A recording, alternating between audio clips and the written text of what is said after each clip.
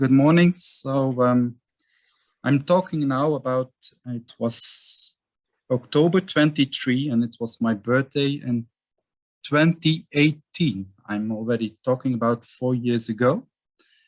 And I was sitting around the table, and normally at my birthday, I'm celebrating, and then I take pancakes to the office, and then we have in the kitchen room a meeting, and then it's very nice and pleasant. And after that meeting, Nathan, my collaborator that was with me at the start of Rachnos and EUREKA, and also Sylvia that is still with me and working on this work, was thinking about, okay, what should we give the name to the new proposal that we were writing at that time? So it was just an idea, okay, we need to give it a name. And then Sylvia came to me and she said, okay, it should be something about, okay, European research or European agricultural knowledge and so on. But in fact, what should we give? And then at that time, I was thinking about the painting because we just had the Rachnos project. And the Rachnos project, okay, Rachnos, it was linked to the Greek and so on, and a little bit the scientific word and the origin of Europe and so on. But I was thinking about something else at that time. And at that time, I was thinking about a certain painting, and that was the painting of Venus. And maybe you know that painting, it's a painting from the Renaissance, and Venus is standing right on a St. Jacob's shell, and then she rose, or it's the bird. And then at that time, I thought, okay, maybe we can talk about Rachnos, the father, and why don't we talk about EUREKA, the daughter? So it means that at that time, I said, okay, let's give it the name EUREKA, and then we will find, okay, it's the abbreviation of something specific. But at that time, I was not aware that the name EUREKA would be so confusing, because I don't recommend to anyone around the table or around the floor so to give your name or your project the name EUREKA, because every program in Europe has the name EUREKA and so on. So you have to identify your spot, and that's very difficult. So it was at that time, okay, I said EUREKA, but at that time, 4 years ago, I was thinking, I can use that name later on also. And then I will probably stand in a big room with a lot of people listening to me, the final conference of my project. And at the end, now I'm sitting here alone, and the cars are passing by, and there is no people watching in the room because I'm sitting alone on myself. But what I can say today, and what I was thinking at that time, I will say, EUREKA, I found the farm book, and I don't want you to think, okay, I will find the farm book also myself, but at least maybe also you can say, EUREKA, I can connect to the farm book, or my repository can connect to the farm book, or I, as a research, will also look into the farm book. So EUREKA, we are there. So that was the small introduction about the story of why did we give the name EUREKA. It was just thinking about Rachnos and EUREKA. They are just looking very similar names, and we can make the connection. But then, of course, the European Commission says, okay, you cannot talk about a daughter project. You should talk about a sister project, and that I will talk about later on. Okay, so what I believe that EUREKA brought to us was a new innovation in European landscape, and that is, I think, the persona exercise. If I'm look at it, the persona exercise is something innovative.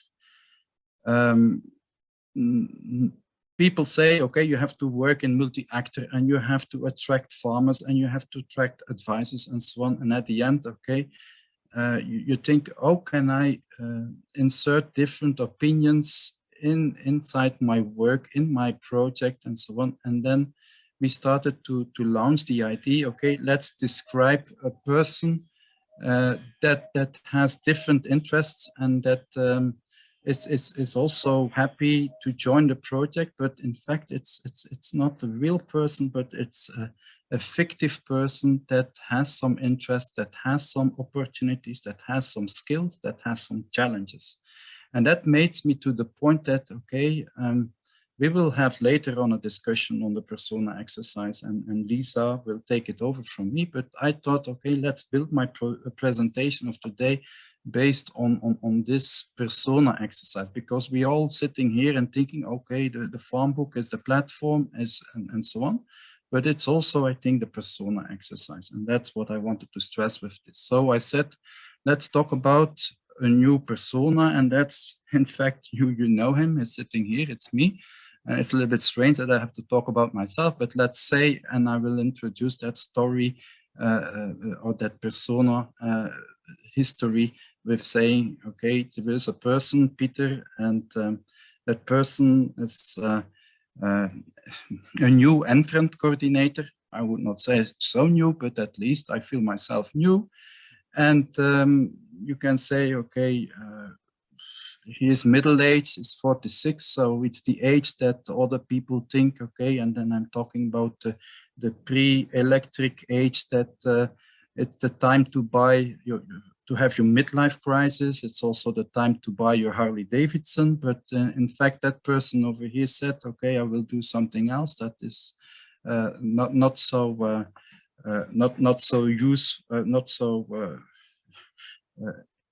common. And what I said, okay, going back to the person itself, he starts in a family, and his family, he has a brother who is a veterinarian. He has a sister who is a medical practitioner. And that person said, okay, I will go and I will search for plant science. And that ended up in, he got his degree. He went to a short break in Switzerland. He worked for a couple of months in industry, but then he was called back to the university. He became assistant professor, and then at the end he became professor. But okay, it's maybe not so exceptional, this career, but that person has also some ambitions, and people were looking at him and saying, okay, it's a little bit strange. He is jumping into a European project, but he is only specialized in crop protection, and he has no other broad knowledge about what happens in agriculture. And then other people says, okay, he's a little bit strange. So the challenge for him is, of course, IT. He is not skilled in IT. How will he solve that? And then you come to the opportunities. And the opportunities is, okay, he will not work alone. So it means that he is able to attract some partners, consortium partners, who have that ability in there, so who have that knowledge. And he will not work alone. So it means that perhaps he can manage to launch the platform in a couple of years, even because the budget, okay, they were looking at IT budget, it's a very low budget to reach what the goal. So it's extremely difficult. But you know, okay, I think that the person, okay, because he has a lot of interest, that he is able to look at it from a viewpoint that maybe can end up in a success. And that's the success I want to tell today. Because also in this persona exercise, you have this kind of an agenda. And the agenda is, okay, how you look at the points where you get energy and when it takes energy. And when it's above the line, then you get energy and then you're feeling happy. And when it's below the line, then you feel, okay, this is going a little bit more difficult. So looking back at their journey, it started 2 years ago. I want to give you some impressions from my side of view. The first impression is, of course, I started with a lot of energy because I was working on the EUREKA project. And the EUREKA project, you can think about, okay, I see it as the cornerstone of EUREKA. It was a thematic network. And you know, thematic networks are, in fact, focusing on specific themes in the European research. So a team can say, okay, let's look at organic livestock production, let's look at water conservation, let's look at a specific topic. And we are not doing research, but we are just sharing the knowledge that comes out of the research, and it's a practical knowledge. So the thematic networks were a connection across Europe between different partners sitting together and sharing knowledge to each other. What was EUREKA exactly? We always said it's the network of the networks. And it's also ended up in a first draft of the farm book, what we called at that time, it's a prototype.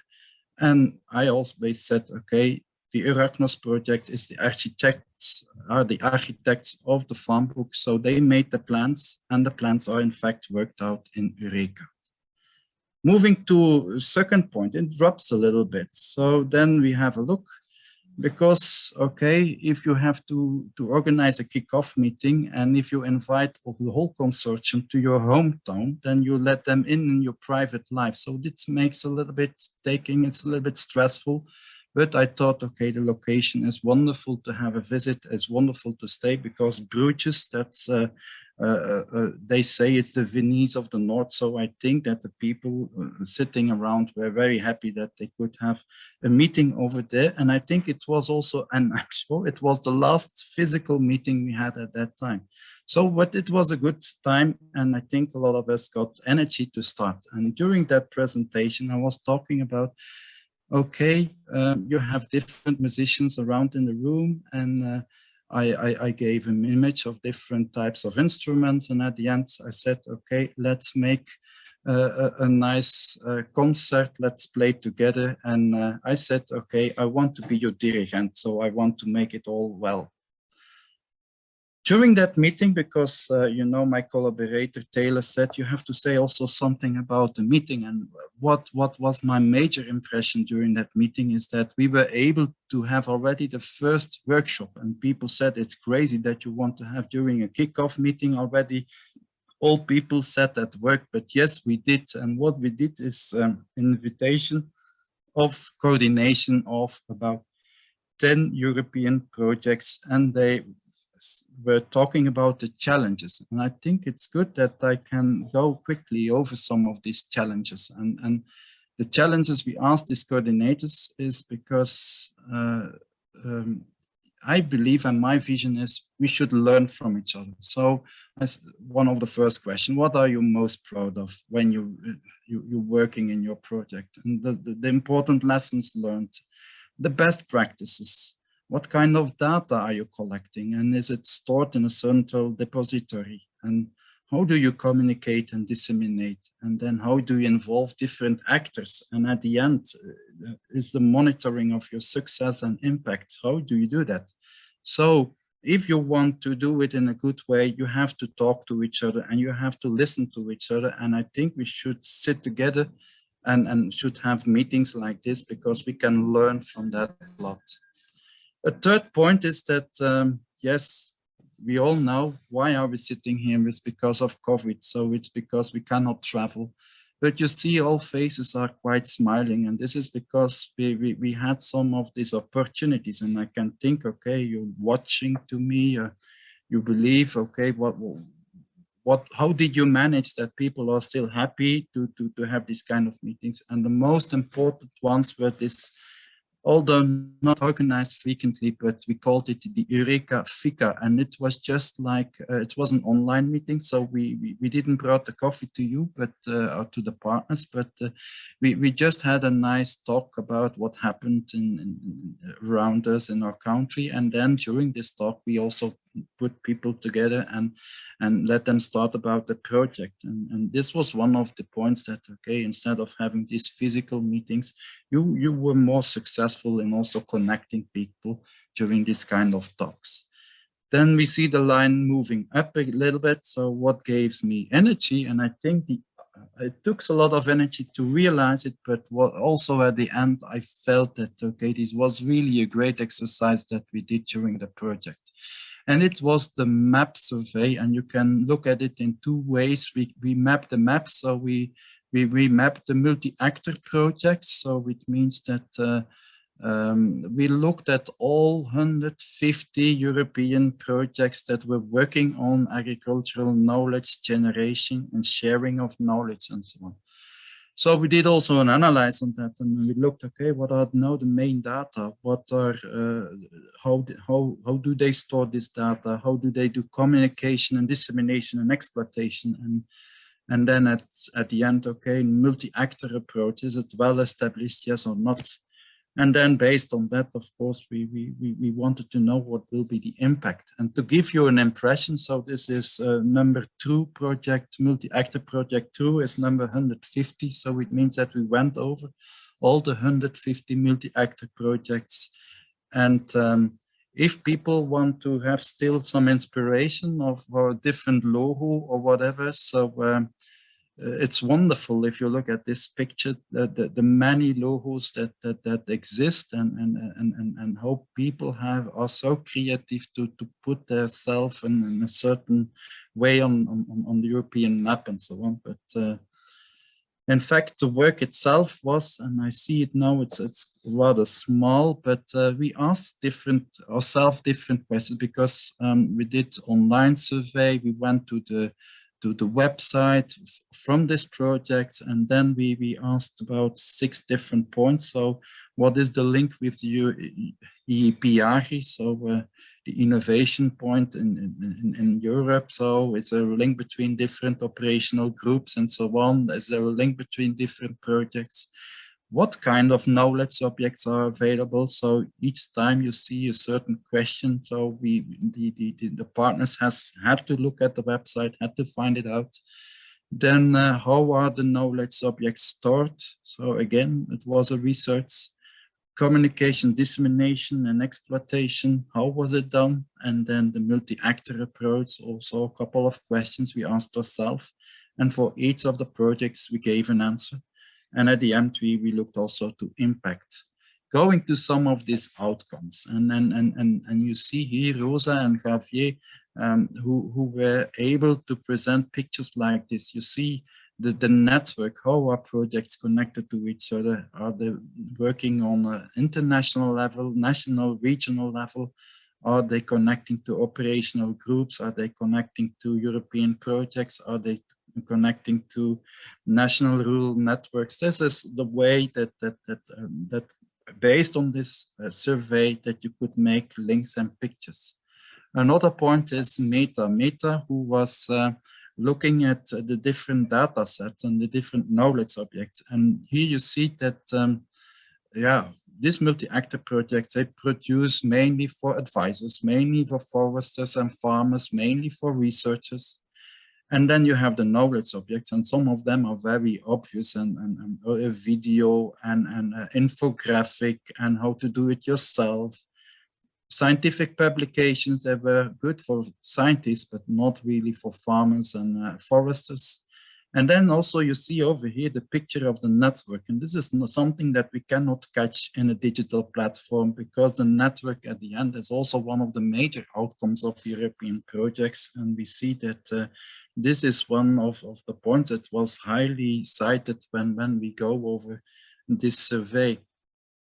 Also looking at the media, and I think maybe it's obvious that you say that Twitter is mostly used for policymakers and project managers, and that Facebook is more family located or situated private groups, or that researchers want to present themselves in LinkedIn.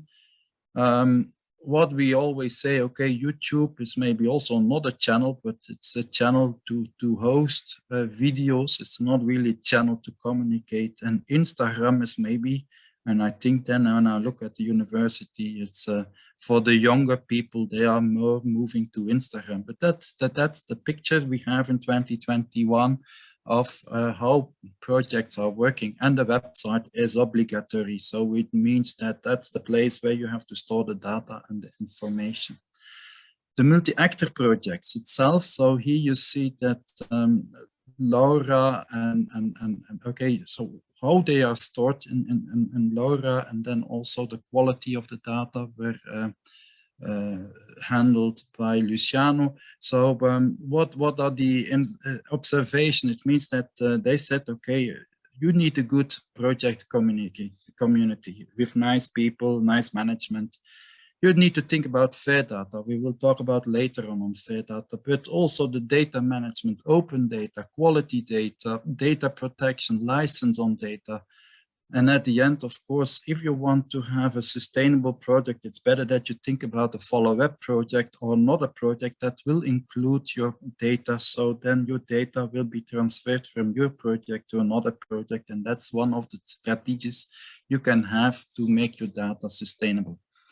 Going to impact is that it was a nice exercise that I picked out, and this is Daniela. Daniela says normally you as a project, you start to say, okay, we will generate, or we will have input, and then we will generate output. And then you say, okay, this output is the outcome of the project, and this outcome will result in impact, but you're not sure. So in fact, you should look in the opposite way. That's what she called a backwards looking at impact, at the impact topic. It means, first of all, what is your intended impact? And I tried to translate it a little bit for our project. So we want to have a higher use and share of agriculture and forest knowledge. I think that's the impact of our project. So it means how will we do? Okay, that's the outcome of the project. So it means that we say we believe that we need to build up a network around a digital platform. That's the outcome of EUREKA. And then, of course, the output that needs to be in that network, that needs to be in that platform, it's fair, innovative knowledge. And then you go to the input. It means that you will have some agriculture and forestry knowledge that you want to that is available for your project, but you want to transform it in a useful output. So it's looking in the opposite way. So most of us say, okay, I'm working on a project, it will have impact at the end, but we said, let's first look at the impact we are looking for, and then look at the needs and the input that should become and should be in the project.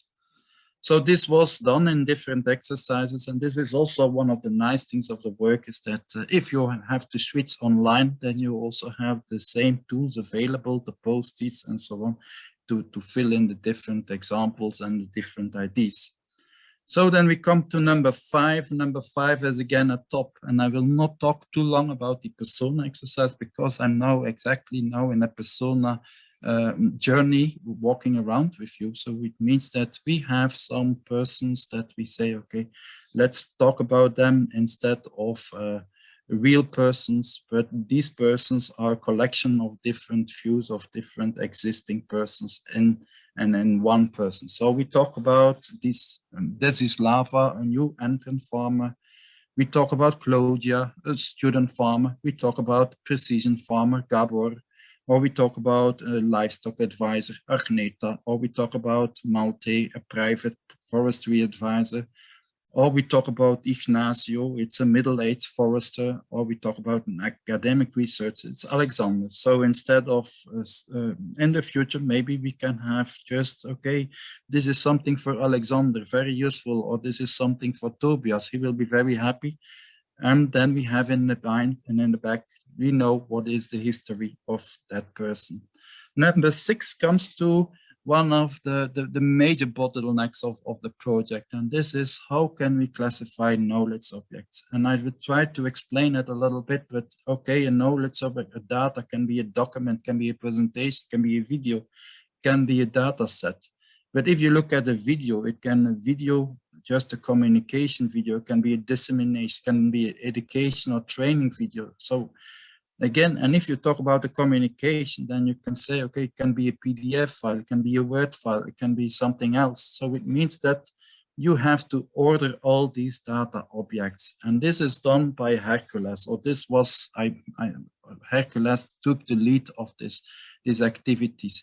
And this was maybe the major challenge of the whole past 2-3 years, that you say, okay, and I will try, it's a very complex figure, but in fact, it's not so complex. But if you look at the bottom, so you have an image object, then above an audio object, a video object, the 3 of them are combined in one group. It's a media object, and the media object stands next to software, stand next to data sets, and so on. And then you can look at it in a different way. If you can say, okay, this is information that is related to landscape or land management. So you can talk about land use, land conservation, sustainability, dry land, and so on. They're all topics that are related to land management. But then if you look at land management, it can belong to forestry on the top. It can belong to environment. It can even say something about to economics or to society desires. So these links also have to be made. And then you can say, okay, on the left-hand side, environmental land. So we need to make these linkages, because these linkages will be very important. If your knowledge object is well described with the right links, then you will be able to make a filtering, because then if you select plant production and horticulture, then you will only have the data that are related to plant protection and horticulture, and you will not have data that are related to forestry and so on. So these keywords are very important. And at the end, we were able to connect all the EUREKA keywords inside the system, inside the software. So it means that if you filter in the FarmBook, you will have the same outcome as EUREKA has classified data objects. Going to the design. So we have Christopher, and Christopher is, I must say, the philosopher of the project. So it means that he says the data have to be fair. He says, okay, this is the way how data have to be stored and so on. So it means that he was also the the backup for me if I needed help, if I needed things to be explained related to data. We all could have help of him. And one of the most important thing is Parveen, who came up with the metadata. And to explain you what are metadata, metadata is if you have a knowledge object, it's the book, but you need to know the title of the book. You need to know the creator or the author names. You need to know the publisher. You want to know which year that the book was published. So it means that if you want to store data in the knowledge in the FarmBook, that if you come up with knowledge objects, we also need this information. If not, we cannot really store it. And to say, we received a lot of data objects, and the whole exercise was that we needed to do this exercise ourselves. So we had to look at to the dates, to the authors and so on, and we had to fill it in a spreadsheet ourselves. And this was a lot of time consuming, and it was a lot of work.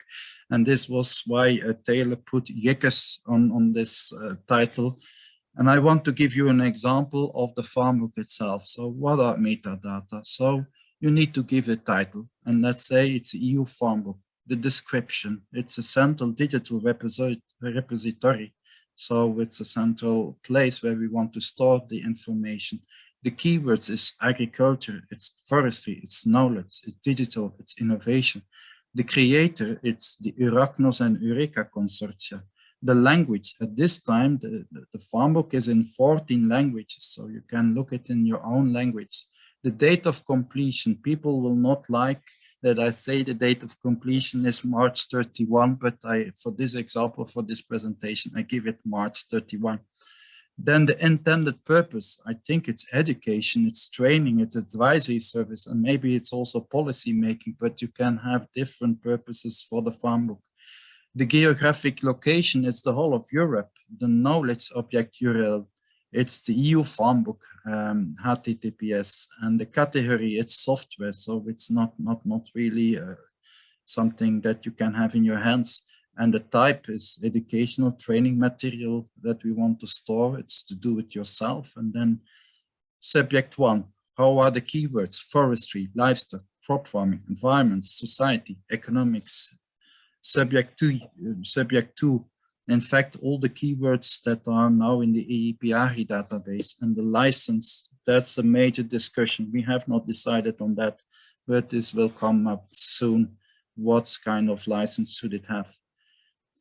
Number 8, it goes back a little bit up, but that's a little bit the story of the front end and the back end. And the front end is what you can see, is what you see now on your screen, and the back end, it's what's below. It's the database, what they call DSpace, but it's also Drupal. You see the Drupal on the screen, so it means that it's IT stuff that is very complex to make this data communicating when you look for it. And I must say, and I must stress that this work is not visible, but it's just like the Titanic, so you can look at the farm book. It's a Titanic wants to have a very huge amount of data and so on. And then below the Titanic, you see one of those dinosaurs that passing, and then it's just illustrating the amount of work that is below the sea level. Nobody can see, but is in fact had to be done.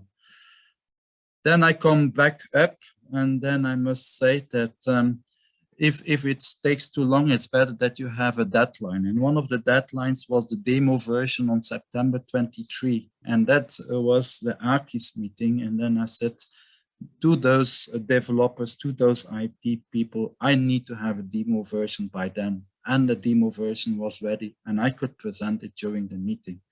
Moreover, by September, we also had the guidelines on how to feed the farm book. So how to put knowledge objects in the farm book. So how to make them fair so that we can host them in the farm book. So it was a very nice milestone of the project, was not indicated in the program. And another milestone or another result I'm very proud of is the multilingual situation. And here you see that the farm book in Lithuanian, but you have about 14 different languages that you can use, and that you can look at the farm book in your own language. It's not that the data objects themselves are already translated, but that may come later on. Sustainability, people will say, okay, it's only 2 years and it's another 2 years and so on. So how you make it sustainable? First of all, the data model will result in the sustainability. And here you see a picture of Pieter, because he has a clear view and he has helped us a lot on that. So they gave some recommendation on how to upload knowledge, how we gave some, and then we also believe that if you want to have a sustainable platform, then we should look further to have an advisory board, not only of the project partners, but maybe also from other people having the viewpoint. And this was a little realized with the strategic advisory board. We also were looking for an appropriate model to have the fund to pay the farm book and so on. At this time, we decided that, okay, we still need help from the European Commission. And then the farm book came out, so we have the link to it. And I have to stress it's the pilot version, because a lot of questions came in, and then people said, can I use it? When will it be ready? What is the farm book? How is it different from other good platforms already out there?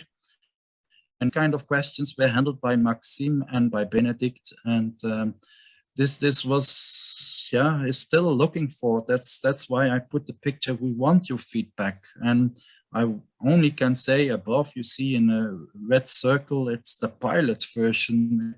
We don't want you to be disappointed at all. So if you look at it with that viewpoint, it's a pilot version. We're also learning to improve it. So you can help us. Then I would be very happy if that impression is also used by the end of the day.